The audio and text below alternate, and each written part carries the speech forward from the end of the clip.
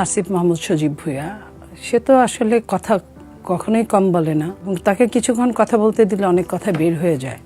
Strategy আমাদেরকে সাজিয়ে দিয়েছিল যে কিভাবে ক্ষমতায় থাকা যায় তাদের সাথে এক ধরনের নেগোসিয়েশন সমঝোতার ভিত্তিতে। আমরা কিন্তু সেটাতে ছাই দিইনি।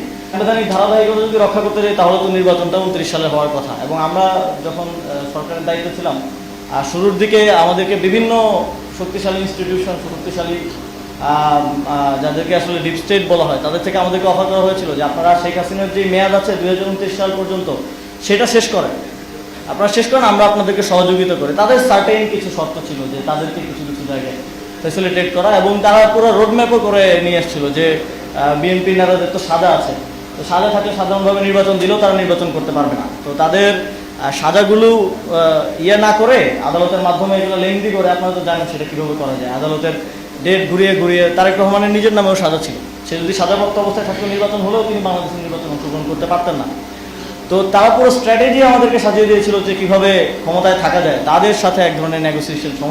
কথাটাকে আমি সত্য অসত্যতা যাচাই করছি না, যাচাই করছি যিনি কথাটা বলেছেন তার অতীত কর্মকাণ্ড, অতীত পদ পদবি ছোট না, সর্বোচ্চ পদে উনি ছিলেন। ওই জায়গা থেকে যেহেতু কথা বলেছেন, আমি মনে করি যে এই কথার সম্পূর্ণ উত্তরটা সেই দিতে পারবে।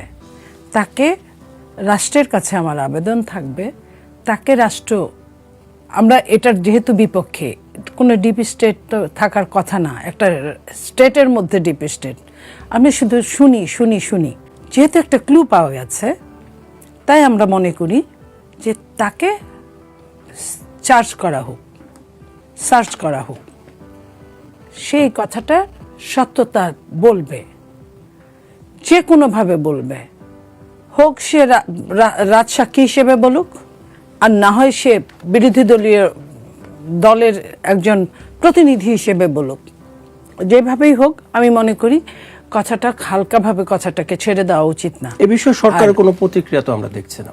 সরকার তো আসলে অনেকটা ডার্কেই ছিল, সরকার তার ক্ষমতায়ও ছিল না, বিরোধী দলেও ছিল না সেই মুহূর্তে। সরকার তো এই ব্যাপারে বলতে পারবে না, সরকার বলতে পারবে জনগণের বলার উপর। যারা ওই মুহূর্তে ছিলেন তারা তাদের আপনার প্রতিনিধিরা, আমি শুধু আসিফ মাহমুদ সজীব ভুঁইয়া বলেছেন এটাই বলবো না, তার আশেপাশে যারা ছিলেন তখন, আমরা অনেক টকশো করেছি তাদের সাথে, তারাও কিন্তু অনেকে এই কথাটা বলেছেন যে কেন শেখ হাসিনা থাকলে ক্ষমতায় 2029 সাল নাগাদ থাকতো, আমরা মনে করি এই পর্যন্ত থাকবে ওই সরকার। কেউ কেউ তো বলতো 10 বছর, 20 বছর, 50 বছরে এই সরকারকে দেখতে চায়, ইত্যাদি ইত্যাদি। কিন্তু দায়িত্বশীল ব্যক্তিরা যখন কথা বলতেন, যেহেতু সংসদ ছিল না, অনেক কিছু ছিল না, আমি টকশোর কথাই বলতেন, অনেকেই বলেছেন যে 2029 সাল নাগাদ আজকের যারা বিরোধী দল তাদের সাথে যারা অ্যালায়েন্স করেছেন বা বিরোধী দল তারা বলেছেন এরকম। তা আমি মনে করি এই তারা কি বলেছেন ওটা সন্দেহের উপর বলা হয়েছে, কিন্তু আসিফ মাহমুদ যে কথা বলেছেন সেটা কিন্তু সন্দেহ না, সে কিন্তু একদম দাড়ি দিয়ে কথা বলেছেন যে তাদেরকে বলা হয়েছিল। তাহলে কে বলেছিল, কিভাবে বলেছিল, তারা কেন ছাড়লো, তাদের দেশপ্রেম, একথা অবশ্যই বলেছে সে যে আমরা নির্বাচন চেয়েছি বা আমাদের দেশপ্রেম আছে, কিন্তু কে কে বলেছে যে সম্প্রতি অন্তর্বর্তী সরকার একজন উপদেষ্টা ব্রিগেডিয়ার শাখাওয়াত হোসেন তিনিও কিন্তু কিচেন ক্যাবিনেটের একটা কথা বলেছেন, সেটি কি আসলে ডিপ স্টেট ছিল কিনা, যে তারা কোনো সিদ্ধান্ত নিত না, সব সিদ্ধান্ত বাইরে থেকে আসতো, এমন একটা কথা কিন্তু তিনি বলেছিলেন।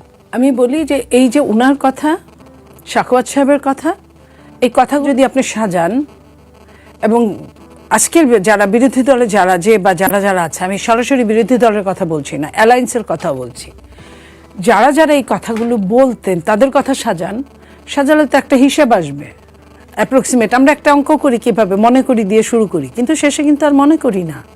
তো ওই হিসাবটা আসলে সরকার যদি মনে করেন, আমি মনে করি সরকার করবেন কিনা আমি জানি না, কারণ সরকারের সামনে অনেক কাজ, সরকার কাজ নিয়ে ব্যস্ত আছেন। যদি সরকার মনে করেন যে এই ধরনের কথা বাড়তেই থাকবে, আমি মনে করি এটার একটা বিহিত হওয়া দরকার।